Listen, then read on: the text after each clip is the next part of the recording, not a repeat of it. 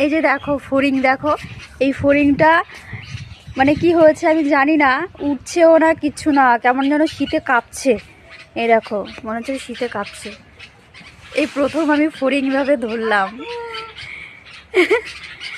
দেখেছো কি দারুণ লাগছে ফড়িংটা।